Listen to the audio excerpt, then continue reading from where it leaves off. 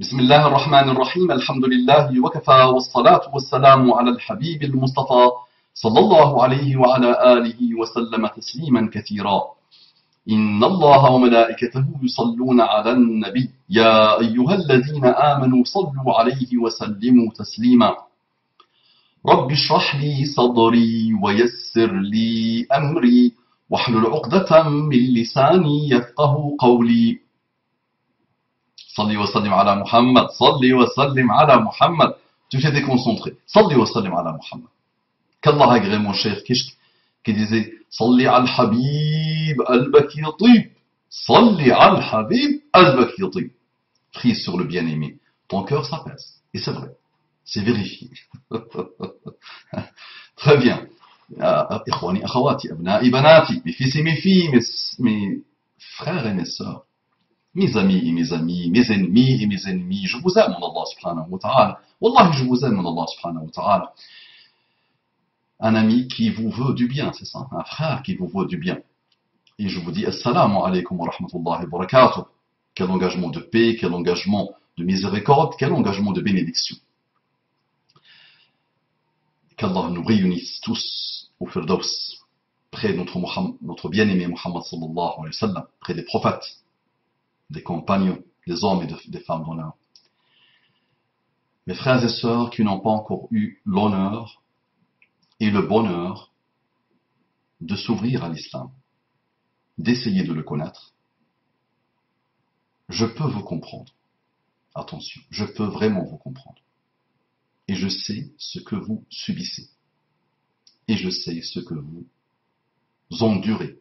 Et je connais le niveau de votre souffrance. Loin de l'islam, il n'y a que souffrance et décadence, et gêne et tourment. Je sais qu'on vous manipule. Je sais que les musulmans vous déçoivent.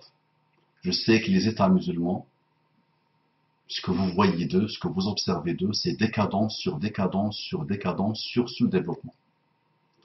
Mais qu'est-ce que vous avez à faire de tout ça?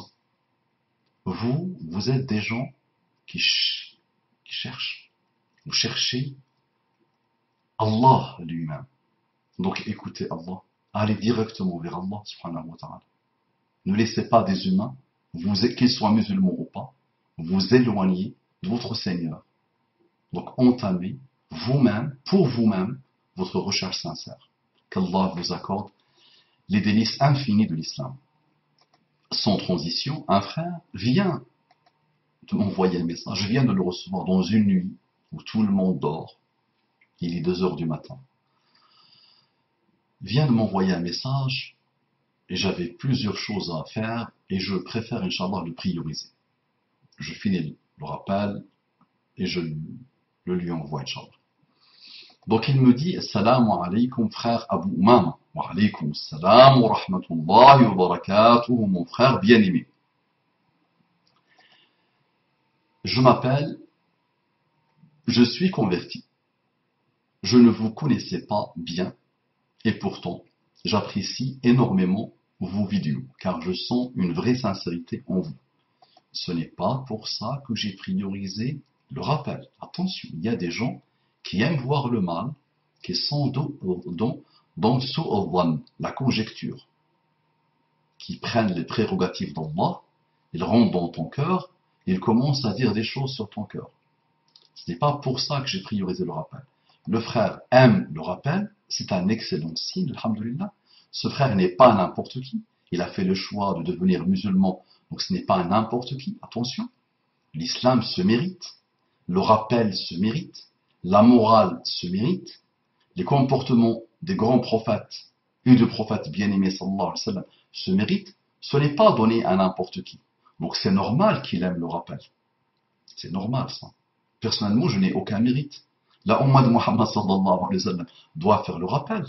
Ce n'est pas si ça lui plaît. C'est une obligation religieuse d'inviter le monde, musulman et non musulman, de cheminer vers Allah subhanahu wa ta'ala. D'accord? Je ne savais même pas qu'on pouvait vous contacter et c'est dans la vidéo où vous avez répondu avec argument à Damien, l'athée, que j'ai copié votre mail. Vous avez vu, un athée a servi à quelque chose. Subhanallah. Toute chose peut toujours attirer de bonnes choses, quelles qu'elles soient. Subhanallah. Très bien. Franchement, vous évoquez souvent des sujets importants. Et si vous avez une organisation quelconque, je souhaiterais y participer, Inch'Allah. J'ai une organisation, hein, donc je suis quelqu'un qui fait le rappel depuis des années et des années, dans le monde cybernétique, alhamdoulilah. J'étais l'un des premiers, par la grâce d'Allah subhanahu wa ta'ala, à faire le rappel cybernétique sur Internet, alhamdoulilah. Et depuis mon arrivée en France, par la grâce d'Allah subhanahu wa ta'ala, je n'ai jamais cessé d'essayer d'inviter les gens à cheminer vers Allah subhanahu wa ta'ala. Mon organisation, c'est le rappel d'abord. Donc c'est l'oasis de l'excellence.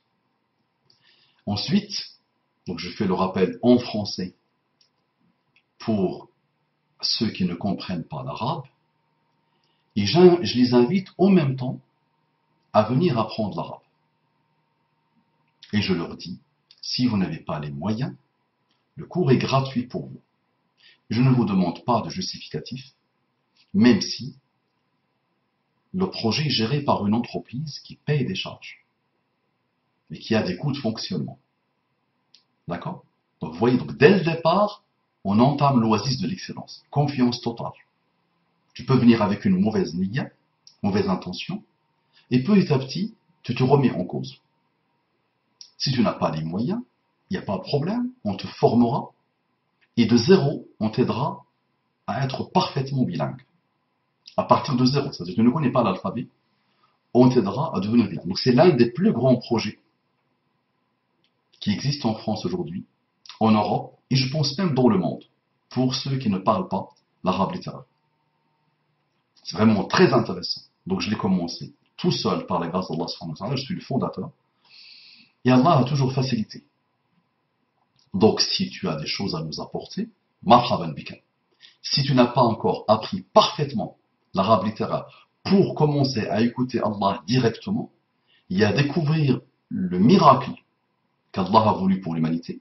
Et on ne peut pas se prétendre croyant si on n'essaie pas de connaître la parole d'Allah. Attention.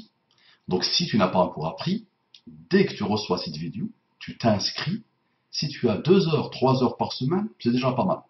Si tu as 1 heure par jour, alhamdoulilah, tu débarrasses la futilité, tu débarrasses la perte de temps, tu débarrasses le Facebook et même le YouTube, allez, et tu commences maintenant à apprendre. Ta'allam qabla an tatakallam. Apprends avant de parler, comme disait Kishk. Apprends d'abord. Il n'y a pas plus beau comme apprentissage que ce pont qui te mène vers Allah subhanahu wa ta'ala. Maintenant, tu as des compétences particulières, toi ou d'autres. Parce que ça fait longtemps que je demande des compétences. Mais les compétences sont pour le mal absolu, pour la perte de temps. Donc si tu as une compétence particulière, si tu as des amis, ou vous-même vous avez des amis qui ont des compétences particulières, marhaban, venez élever l'un des plus grands projets du da'wah. Donc je te fais le rappel en français, en attendant, Inch'Allah, que tu maîtrises parfaitement l'arabe et que tu deviennes parfaitement autonome, et je t'aiderai, Inch'Allah. Et tu verras que tu sois étudiant, que tu sois travailleur, quelle que soit ta situation, tu seras bilingue, si et seulement si tu aimes l'arabe, et qui peut ne pas l'aimer, si tu t'engages sur la durée, et si tu t'impliques sur la durée. Tu n'as pas les supports, les livres, on te les offre. Moi et mes étudiants, on a une caisse, on est tous pauvres, alhamdoulilah, mais on aide nos étudiants, on leur achète les livres, on leur offre les livres. D'accord?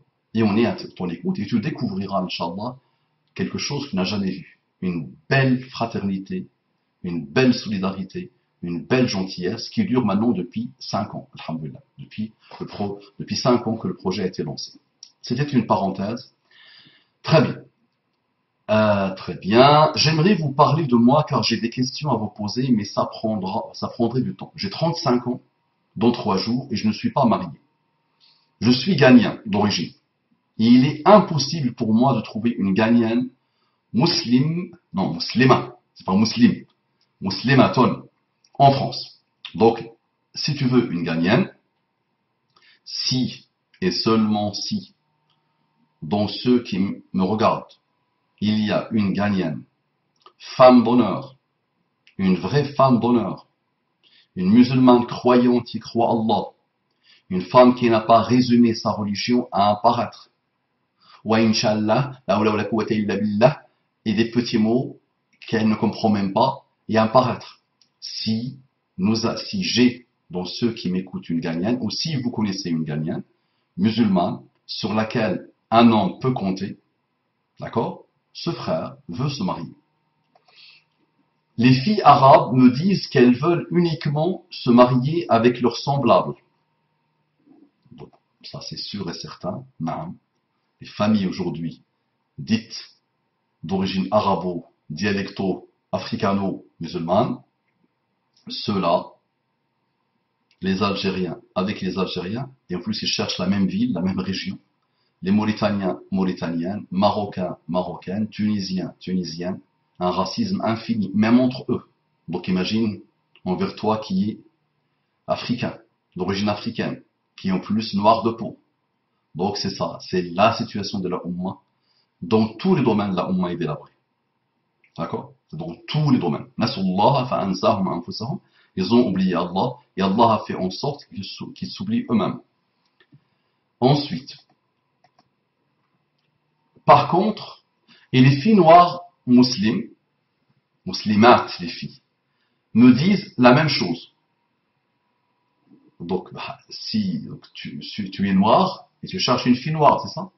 Si tu veux une fille noire, Inch'Allah, tu trouveras une fille musulmane noire.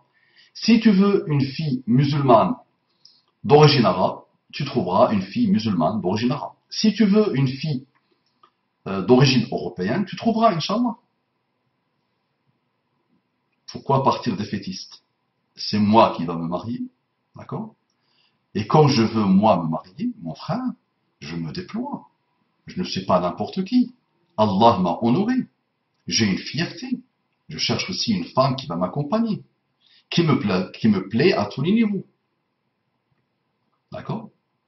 Religion, foi, comportement, beauté, tout ce que je cherche en elle, mais il faut que le critère principal soit sa crainte d'Allah, son comportement. D'accord? Donc, tu nous diras, Inch'Allah, ce que tu veux comme femme, et on fera le nécessaire, Inch'Allah, pour t'aider à trouver. Dans mon cas, que dois-je faire? Me marier avec... Donc il me dit, par contre, les filles blanches veulent bien de moi. C'est ça qui est extraordinaire.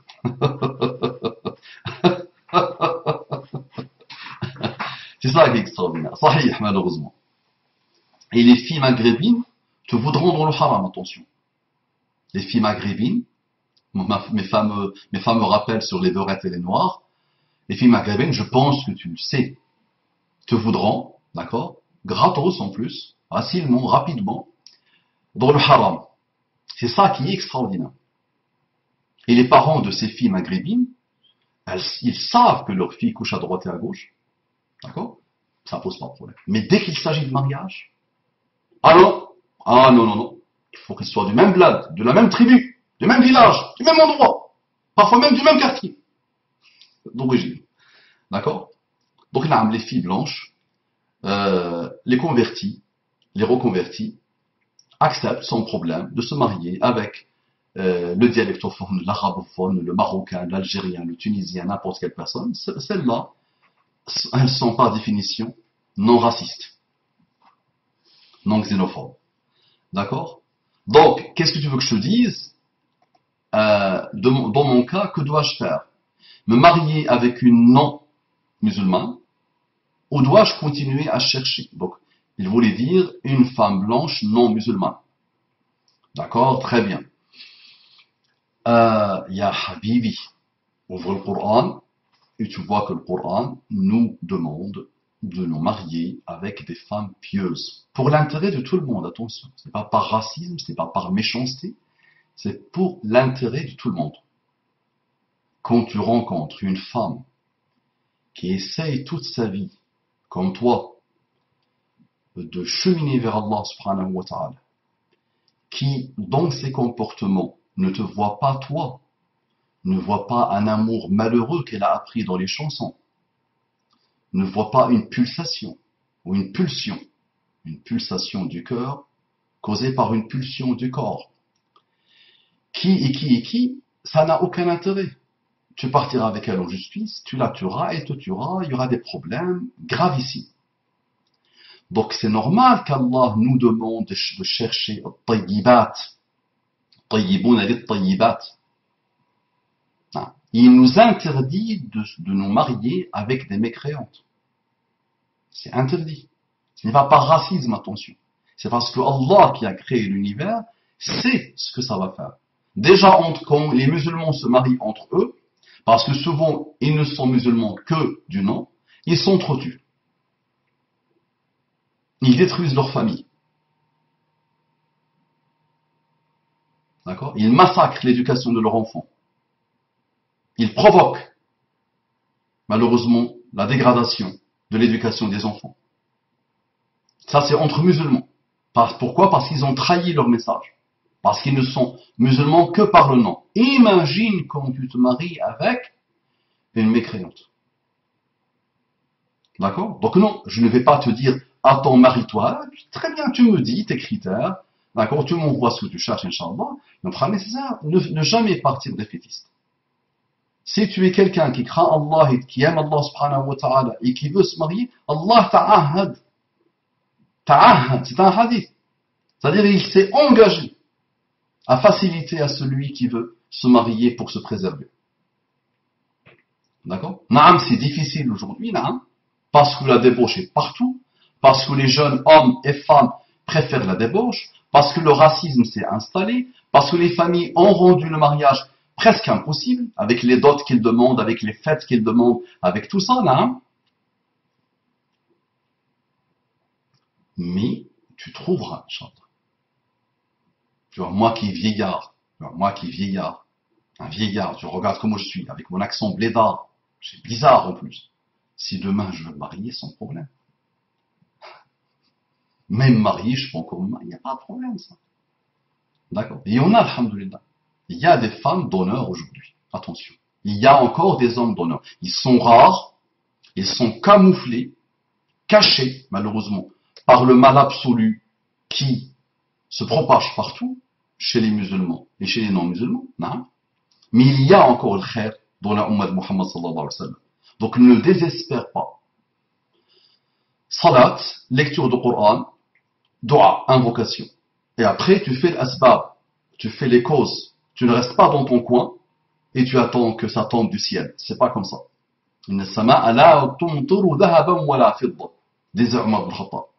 Sama, le ciel ne fait pas descendre l'or et l'argent. Il faut se déployer pour avoir ton rizq. لو توكلتم على الله حق توكله لرزقكم كما يرزق الطير تغدو خماصا وتعود بطانا. Un jour j'ai lancé ce hadith à une arabophone et je lui dis, est-ce que tu ne vois pas un miracle? Il y a tellement, mais est-ce que tu ne vois pas quelque chose dedans?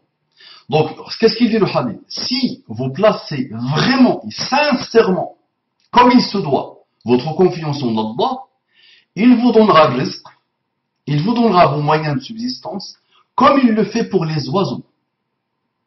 Les oiseaux quittent le matin affamés, et ils rentrent le soir rassasiés, les ventres pleins, bitana, ça vient de l'autre, bitana. Donc je répète, si vous placez vraiment, véritablement et sincèrement votre confiance en Allah, il vous donnera la subsistance sous toutes ses formes, comme il le fait pour les oiseaux. Les oiseaux quittent le matin affamés, ils rentrent le soir rassasiés. Il y a tellement de choses dans le hadith. Mais ce qui nous intéresse dans ton cas, tardou khimasan. C'est-à-dire les oiseaux ne restent pas dans leur nid en disant nous glorifions Allah. L'humain a refusé de glorifier Allah, nous on glorifie Allah. L'humain a eu le libre arbitre, il a eu la liberté, al-hurriyatu, la liberté. Nous n'avons pas de liberté. Tu nous as mis dans nos gènes de te glorifier. Donc puisque nous te glorifions, puisque nous faisons tes louanges, puisque nous sommes connectés avec toi, au Seigneur, on reste dans notre lit et on attend la nourriture. Non. Tardo, il faut faire la cause. Est-ce que toi, tu fais la cause? Est-ce que tu es parti voir le responsable de ta mosquée pour lui dire, voilà, je cherche une femme avec laquelle je voudrais me marier? Est-ce que tu es parti voir l'imam? Est-ce que tu l'as dit à ta famille? Est-ce que tu as informé tes amis? D'accord? Est-ce que quand tu as vu une femme qui te plaît dans la rue, qui te plaît, croyante, pudique, est-ce que tu es parti? Est-ce que tu ne lui as pas envoyé une sœur? Ou tu n'es pas parti toi-même lui dire Salam alaikum wa rahmatullahi wa barakatuh, ma sœur? Si tu peux lui envoyer une fille, tu le fais, ta sœur ou ta cousine. Si tu ne peux pas, tu pars directement la voir dans un lieu public. Jeune femme, si vous n'êtes pas mariée, par exemple, je voudrais avoir votre numéro de téléphone pour venir vous demander, par exemple. Il y a tellement de manières de faire. Et tu essaies à chaque fois de trouver la meilleure manière, la plus respectable, la plus respectueuse.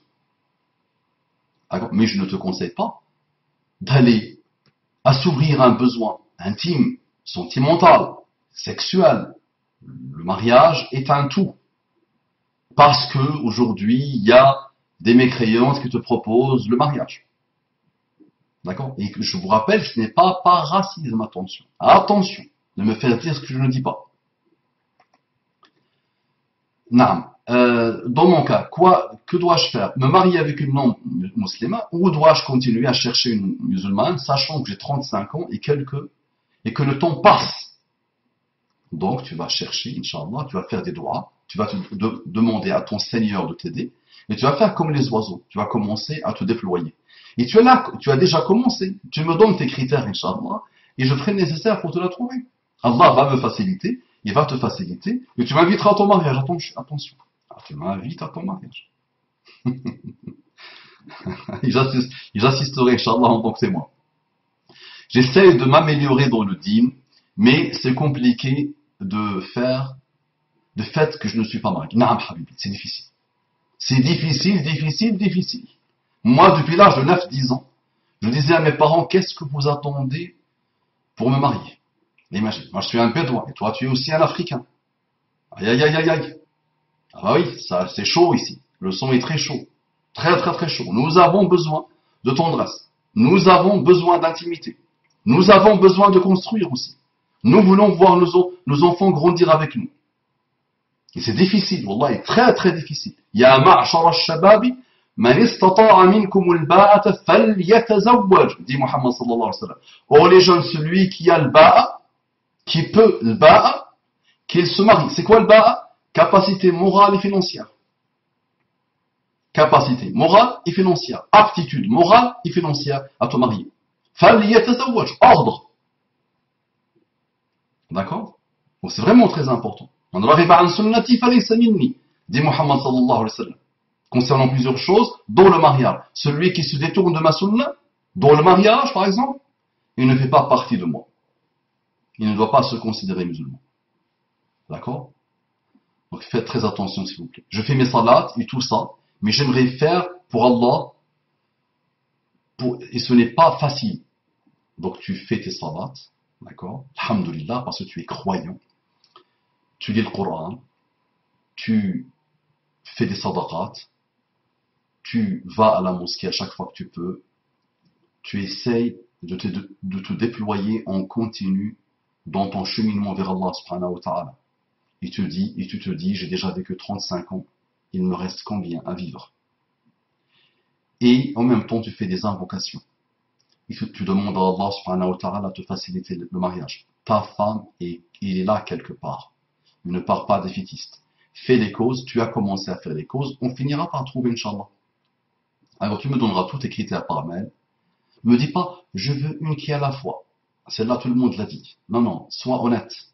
Sois honnête parce que tu dois trouver quelqu'un avec qui tu pourras construire quelque chose sans t'entretuer avec lui au bout d'un mois. Et un mois, c'est gentil. J'ai toujours dit, subhanallah, à l'époque, il disait honeymoon, shahrul asal, lune du miel. Un mois, c'est fini. Honeymoon, il n'y a plus ça. C'est fini. Il n'y a plus lune de miel. Il y a une nuit. Ou deux maximum. Parce que les jeunes sont habitués, jeunes hommes et jeunes femmes, sont habitués au sexe, malheureusement, sont habitués à zapper. Donc c'est vrai qu'ils ne peuvent pas supporter de vivre avec quelqu'un dans un cadre. et avec des responsabilités. Ils ne savent pas faire, en général, malheureusement, sauf ceux qui ont eu la miséricorde d'Allah. Donc il n'y a plus de honeymoon. Donc c'est pour ça que nous devons être très attentifs dans le choix de l'époux ou de l'épouse. D'accord? Très bien. Pouvez-vous me donner un conseil, SVP, et qu'Allah vous facilite dans votre travail et que ceux qui veulent vous faire du tort soient ramenés à la raison. Quelle belle da'wah. C'est ça que j'essaie de faire. Qu'ils finissent par être raisonnables. Très bien. Donc tu vois, je t'ai donné quelques conseils. Je reste à ton entière disposition. S'il faut que je t'appelle, je t'appellerai. Mais envoie-moi d'abord, Inch'Allah, tes critères et je ferai le nécessaire pour te trouver la femme que tu veux. D'accord? Assalamu alaikum wa rahmatullahi wa barakatuh.